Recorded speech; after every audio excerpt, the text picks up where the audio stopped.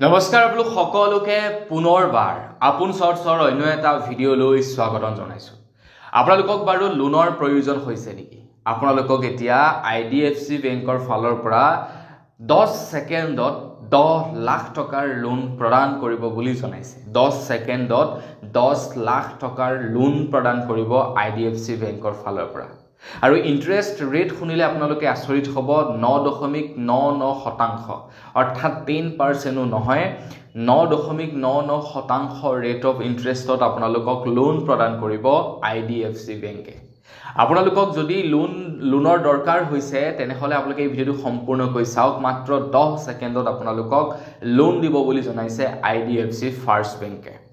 আপোনালোকক যদি খুবেই প্ৰয়োজন এটা লোনৰ, আপোনালোকৰ যদি লোনৰ প্ৰয়োজন হৈছে, আপোনালোকে যদি বেংকে গৈ হাইৰাণ হৈ গৈছে তেন্তে চিন্তা নকৰিব। লো ৰেট অফ ইন্টাৰেষ্টত কম EMIত আপোনালোকে এতিয়া IDFC ফাৰ্ষ্ট বেংকৰ পৰা লোন ল'ব পাৰিব বুলি জনাইছে। কেনেকৈ এপ্লাই কৰিব, কি কৰিব, সকলোবিলাক লিংক ভিডিঅ'ৰ ডেছক্ৰিপশ্যনত দিয়া আছে। এপ্লাই লিংক ভিডিঅ'ৰ ডেছক্ৰিপশ্যনত দিয়া আছে। এপ্লাই লিংকত গৈ আপোনালোকে এপ্লাই কৰিবগে পাৰে। তাৰ আগতে আপোনালোকে জানি লওক যে আপোনালোকে কেনে ধৰণৰ ফেচিলিটি লাভ কৰিব, কিমান টকাৰ লোন ল'লে কিমান টকাৰ EMI হ'ব সেই সম্পৰ্কে আপোনালোকে জানি লওক। তো IDFC ফাৰ্ষ্ট বেংকে কৈছে যে আপোনালোকে 10 লাখ টকালৈকে লোন পাব মাত্ৰ 9.99% ৰেট অফ ইন্টাৰেষ্টত। মানে এটা প্ৰাইভেট বেংক হিচাপে বহুতেই কম ৰেট অফ ইন্টাৰেষ্টত আপোনালোকে লোন লাভ কৰিব। ফৰক্লোজ এনি টাইম, যিকোনো সময়তে আপোনালোকে ফৰক্লোজ কৰিব পাৰিব। জিৰ' প্ৰচেছিং ফিজ, 1 টকা আপোনালোকৰ পৰা প্ৰচেছিং ফিজ নলয়। 3 ছেকেণ্ডত এপ্ৰুভ হ'ব। 30 মিনিটত পইচা আপোনাৰ একাউণ্টত সোমাব। নো পেপাৰ ৱৰ্ক, ক'তো সাইন কৰিব নালাগে, একো কৰিব নালাগে। কেৱল আধাৰ কাৰ্ড আৰু আপোনালোকক পান কাৰ্ড দৰকাৰ হ'ব।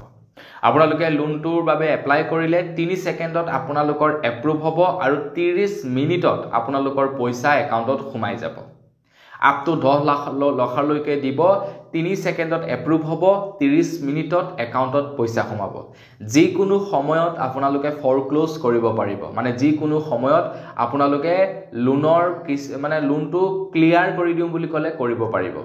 আপুনি লোন এটা ল'লে, লোনটো লোৱাৰ পাছতেই আপুনি সেই লোনটো পৰিশোধ কৰোঁ বুলি ক'লে, মানে একেবাৰে লোনটো পৰিশোধ কৰোঁ বুলি ক'লে নোৱাৰে, সেই ফেচিলিটি নিদিয়ে, কাৰণ বেংকৰ লোকচান হয়। কিন্তু IDFC ফাৰ্ষ্ট বেংকে কৈছে আপোনালোকে যিকোনো সময়তে লোনটো ক্লোজ কৰিব পাৰিব। ফৰক্লোজ মানে চিভিল আপোনালোকৰ বেয়া নহয়, আপোনালোকে পইচাটো ঘূৰাই দিব। তাৰ বিনিময়ত আপোনালোকে সামান্যতম টকা দিলেই হৈ গ'ল। ইয়াতে কোনো ধৰণৰ ফিজো নালাগে বুলি বাৰু কৈছে, কিন্তু সামান্যতম আপোনালোকে পইচা ইন্টাৰেষ্ট হয়তো কাটিব পাৰে, বাকী পইচা আপোনালোকে একেলগতে ঘূৰাই দিব পাৰে। যিমানখিনি ইন্টাৰেষ্ট লাগিব গোটেই ইন্টাৰেষ্টখিনি আপোনালোকক ৰেহাই দি দিব। সেইটো কোৱা হয় ফৰক্লোজ প্ৰক্ৰিয়া। তাৰ পাছতেই কৈছে যে এতিয়ালৈকে 2 লাখ লোকে এই পইচা লৈছে বুলি জনাইছে IDFC ফাৰ্ষ্ট বেংকে। IDFC ফাৰ্ষ্ট বেংকে কৈছে যদি আপোনাৰ পইচা আপোনালোকে IDFC বেংকতেই ৰাখে বা আপোনালোকক যিমানটো টকাৰ দৰকাৰ হ'ব সিমানটো পইচা আপোনালোকে উলিয়াব আৰু সেই টকাৰ ওপৰতে ইন্টাৰেষ্ট ভৰিব লাগিব। মানে এনে নৰ্মেলি কি হয়, আপোনাৰ যিমানটো টকা আপোনাৰ নামত ডিসবাৰ্স হ'ব সিমান টকাৰে আপোনালোকে ইন্টাৰেষ্ট ভৰিব লাগে। কিন্তু IDFC ফাৰ্ষ্ট বেংকে কৈছে যে গোটেই টকাৰ ওপৰত আপোনালোকে ইন্টাৰেষ্ট ভৰিব নালাগে। যিমান টকা আপোনালোকে বেংকৰ পৰা উলিয়াব সিমান টকাৰ ওপৰতেহে আপোনালোকে ইন্টাৰেষ্ট ভৰিব লাগিব।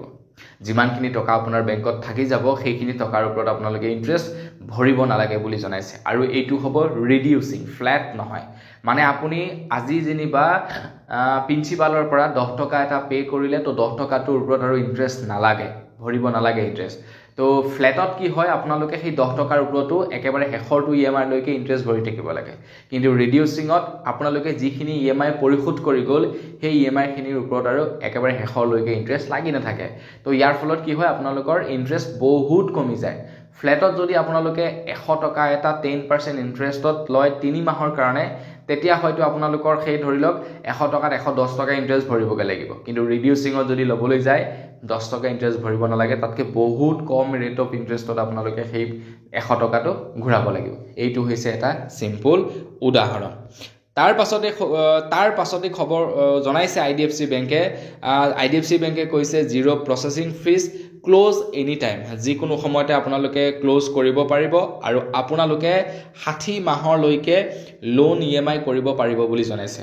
এনেকুৱা নহয় কিছুমান বেংকে কি কৰে ধৰি লওক আপোনালোকক 1 লাখ টকাৰ এটা লোন দিলে বেংকে নিৰ্ধাৰিত কৰি দিব যে আপোনালোকে এবছৰহে কৰিব পাৰিব ধৰি লওক 10 লাখ টকাৰ এটা লোন দিলে বেংকে নিৰ্ধাৰিত কৰি দিব যে আপোনালোকে 5 বছৰেই কৰিব লাগিব এনেকুৱা মানে নিৰ্ধাৰিত সময় বান্ধি দিয়ে কিন্তু IDFC ফাৰ্ষ্ট বেংকে কৈছে যে এনেকুৱা ধৰণৰ কোনো ৰুল ৰেগুলেশন নাই আপোনালোকৰ যিমান দিন কৰিবলৈ মন যায় সিমান দিন আপোনালোকে কৰিব যিমান কম দিনত আপোনালোকৰ লোনটো ঘূৰাবলৈ মন যায় সিমান কম দিনত আপোনালোকে লোনটো ঘূৰাই দিব এটা সে এক্সাম্পল ধৰি লওক আপোনালোকৰ 1 লাখ টকা এটা লোন ডিসবাৰ্স হ'ল তো আপোনালোকে কিমান টকা ঘূৰাবগে লাগিব কিমান টকাৰ EMI আহিব সেই সম্পৰ্কে জানি লওক তো আপোনালোকৰ ধৰি লওক 1 লাখ টকা এটা আপোনালোকে ললে আৰু 1 লাখ টকাটো ধৰি লওক আপোনালোকে 5 বছৰৰ কাৰণে ইন্টাৰেষ্টত ললে আৰু তেনে অৱস্থাত আপোনালোকৰ 5 বছৰ মানে আপোনাৰ 60 মাহত আপোনালোকৰ 2124 টকাকৈ আপোনালোকৰ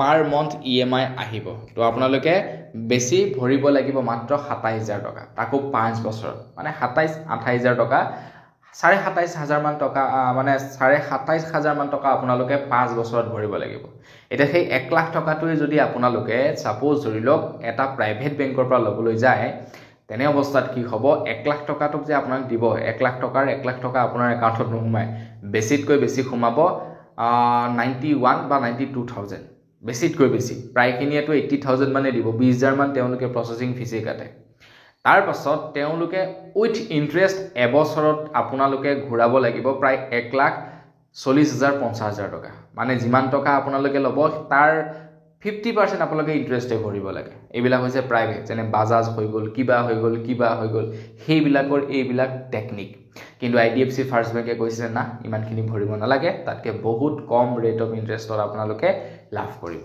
গতিকে আপোনালোকে ল'ব পাৰে ভাল ওলাইছে অপৰচুনিটি IDFC ফাৰ্ষ্ট বেংকে আপোনালোকক ভাল ফেচিলিটি দিছে ভিডিঅ'ৰ ডেসক্ৰিপচনত লিংক আছে যাওক আৰু আপোনালোকে আবেদন কৰক তো বন্ধুবান্ধী বিকল বস আজি ভিডিও জনাবলকে খবৰ ইমানটোই আছিল খবৰটো জানি কেনে পালে সেই সম্পৰ্কে জনাব যদি ভাল লাগিলে লাইক এটা কৰিব চেনেলটো সাবস্ক্ৰাইব কৰা নাই সাবস্ক্ৰাইব কৰি ল'ব পুনৰ ডেভেলপ কৰা খালি ভিডিও মাগিছো ধন্যবাদ জয়